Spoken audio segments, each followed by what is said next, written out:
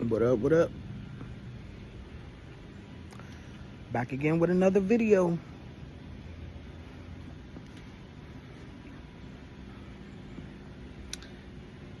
I can honestly admit that I've been overwhelmed. I've been feeling like doing self-harm, feeling a little suicidal,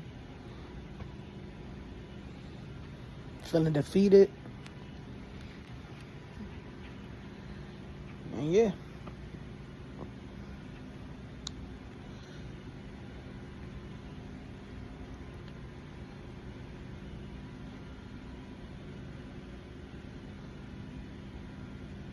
My last video, I had made a comment about how accountability feels like karma.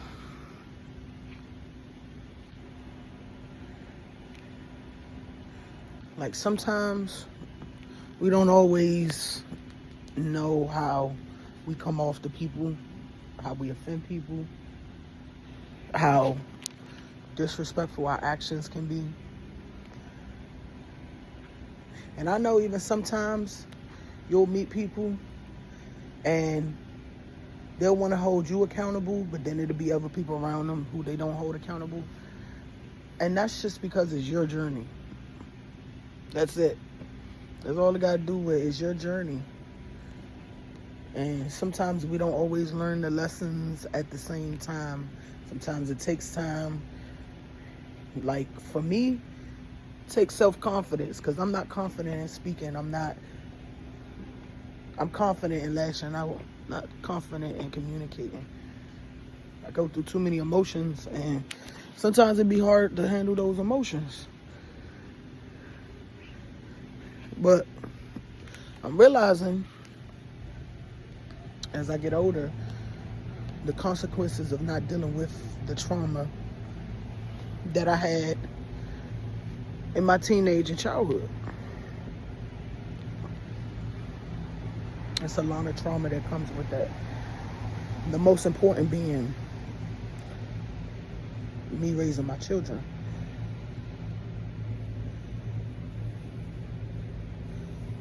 Unfortunately for me,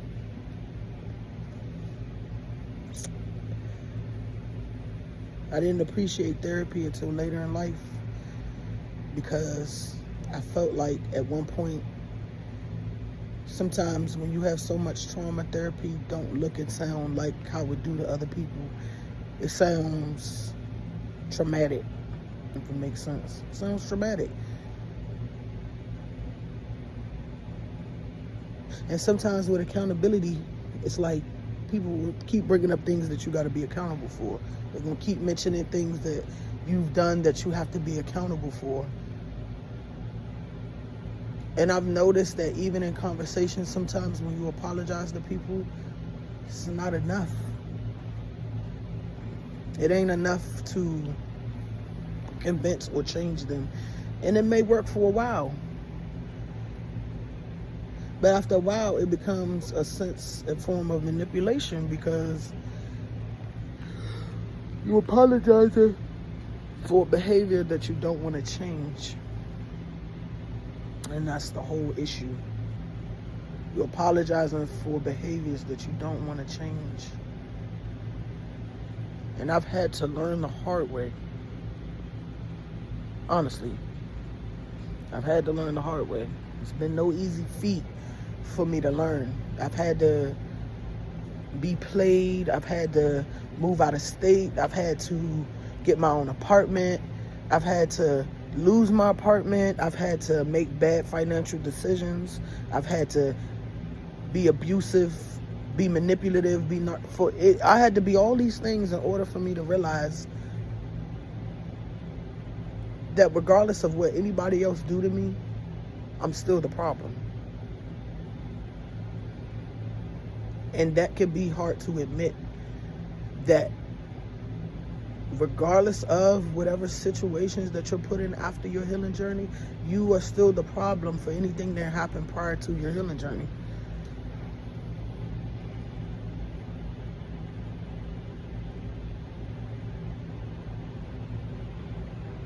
And that's why I say accountability feels like karma, because with karma, it's going to keep feeling like over and over and over and over and over again that you're constantly dealing with things that you've done or something that you did that was not okay. And you feel like you keep dealing with it over and over and over, and it can be disheartening. It can make you feel like impossible.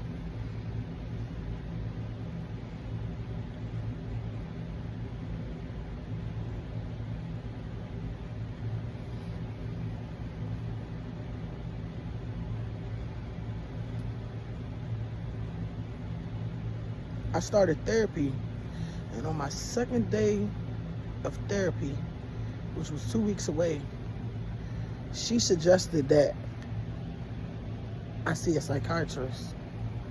And in my head, I'm like, why do I need to see a psychiatrist? Like, I'm just starting therapy. What do I need to see a psychiatrist for? And maybe she's seen something in me that I didn't see. Maybe she, took notice to the fact that my mom is bipolar schizophrenic. She's bipolar schizophrenic, and that relationship tore a lot at my heartstrings growing up. I always felt like there was no room for me to be expressive. There was no room for me to share my thoughts. There was no room, and not just with my mom, but with my dad and my family too. I felt like there was never really a safe space for me to express myself. So as I've gotten older, it's like I express myself most of the time by lashing out, and then in turn, not all the times, but a good amount of times, I shut my kids down, and I shut their emotions down, and I shut what they have to say down, because I'm unhealed. I'm an unhealed version of myself. And I can admit that. And I could work on that. There's nothing wrong with, it's nothing worse than your kids growing up and them not loving you the way that you want them to love you.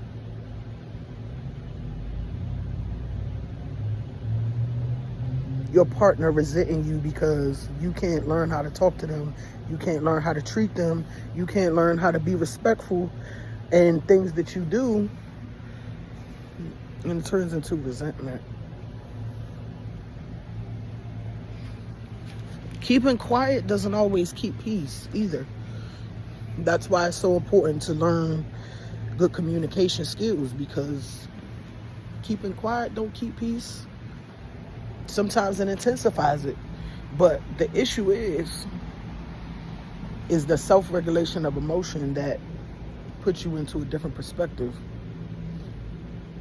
Is you recognizing and witnessing that, no, I have an issue with how I respond to things. I have an issue with things that people say to me and the way that I respond to them. I have an issue with going overboard when I'm offended.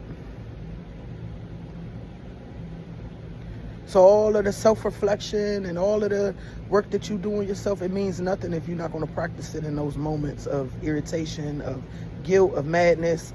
It's not going to work. And I'm speaking from the perspective of someone who is going through it currently. I make no excuses for my behaviors. I said in the last video, I've been very abusive. I've been very narcissistic. I've been very hurtful in the way I talk, in the way I act, in the way that I react. So much so to the point where I've lost a lot of relationships.